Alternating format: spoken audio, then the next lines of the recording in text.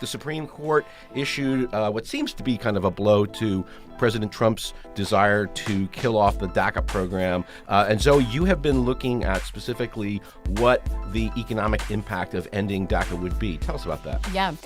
So as you mentioned, earlier this year in February, the Supreme Court essentially said, no, we're not going to let Trump end the DACA program yet. That's the Deferred Action for Childhood Arrivals program. It basically gives young children who entered the U.S. illegally a path to U.S. citizenship.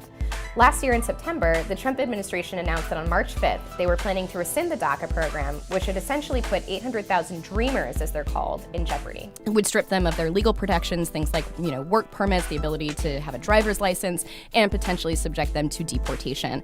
But I want to break down the sort of economic impact of what it would really mean for business owners in terms of the bottom line and in terms of sales if dreamers were to leave the country or if dreamers were not to have a path to citizenship. So let's put a dollar figure on that. What's the dollar Exactly. figure? So the dollar figure is $460 billion over the next decade. What do you think that's real money? And who, according to whom? According to a report from the House Committee on Small Business created by Representative Nydia Velázquez. So if you exported, if you forcibly kick 800,000 people out of, the Bronx, right. out of the United States, there'd be an economic impact. Is there a reason to think that the Dreamers in particular have a disproportionate economic impact? Yes, because in point of fact, they're twice as productive, according to this report. I mean, Dreamers start businesses at twice the rate of the general U.S. population. So you're talking about more entrepreneurs than if we just took a subset of 800,000 people.